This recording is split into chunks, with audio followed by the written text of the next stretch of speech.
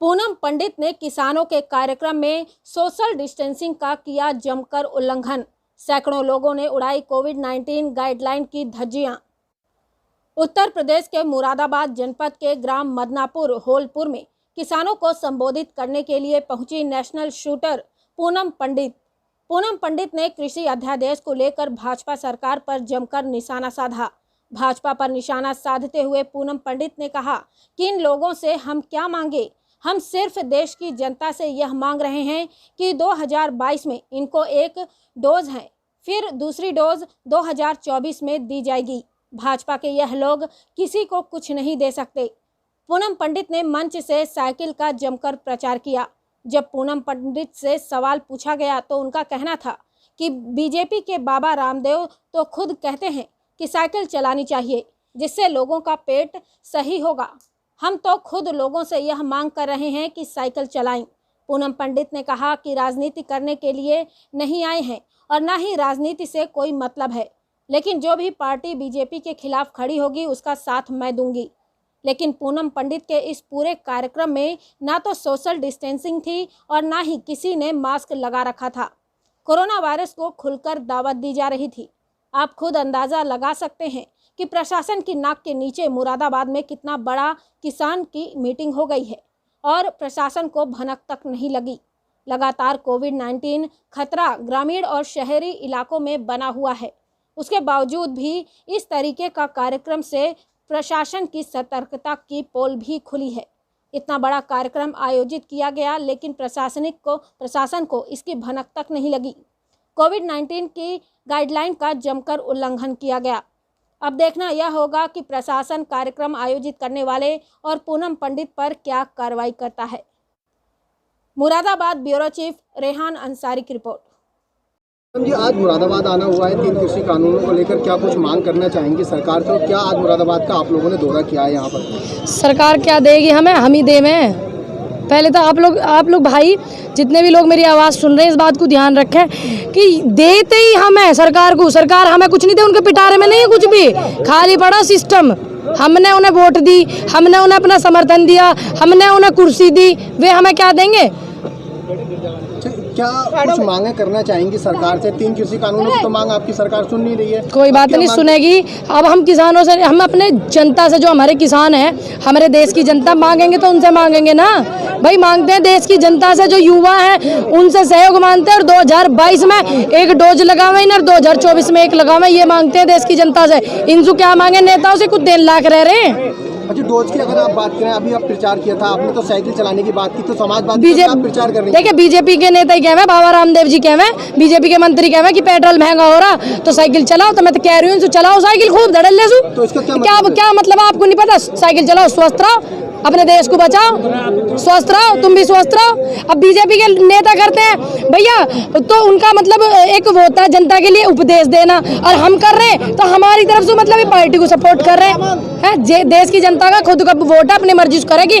जो नेता करप्ट है उनके सामने जो भी व्यक्ति चुनाव लड़ेगा, इस सरकार के सत्ता में जो सरकार है, जो भी व्यक्ति चुनाव लड़ेगा सपोर्ट करूंगी, चाहे किसी पार्टी का हो।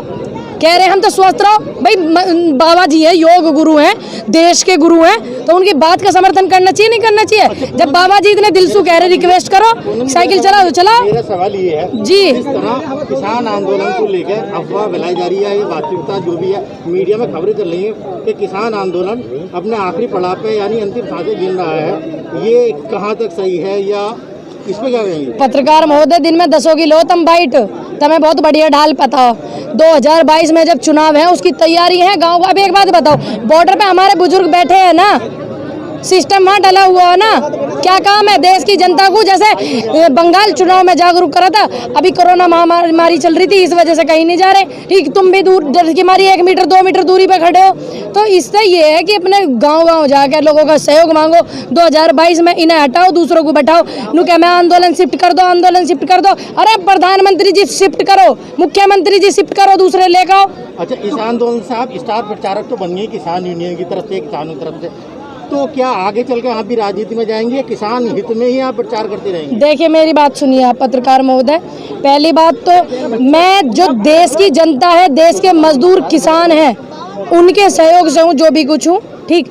यूनियन को सहयोग करा किसानों ने, ना कि यूनियन ने किसानों को सहयोग करा। आज जो भी कुछ है यूनियन भी सब किसानों की वजह से है। और मैंने बात सच बोली, आशीर्वाद मिला लोगों का, युवाओं का साथ मिला, महिलाओं का साथ मिला, सच बात बोली। लेकिन ये एक बात कह रहे हैं बार बार कि पूनम पंडित राजनीति में आएगी। हम तो राजनीति भाई करते ना, हम तो इतना वो रखे हैं जो अपने क्षेत्र का विधायक, MP, MLA है, मुख्यमंत्री है, प्रधानमंत्री, अगर वो गलत करे तो उनके खिलाफ आवाज उठावे। लेकिन ये बार बार एक बात कह रहे हैं ना, राजनीति कर रहे हैं। अगर जनता के सहयोग करना को राजनीति कहवे, मदद को राजनीति कहवे, ठीक। इतनी बीमारी में मैंने लोगों की मदद करी, जरूरी ना कैमरे पे बैठ के दिखाऊं वीडियो करके कि ये लो जी मैं मदद कर रही हूँ, ठीक। मदद करना को राजनीति कहवे, सहयोग को राजनीति कहवे, गरीबों की मदद को राजनीति कहवे, तो बिल्कुल मुझे राजनीति में मानो आप।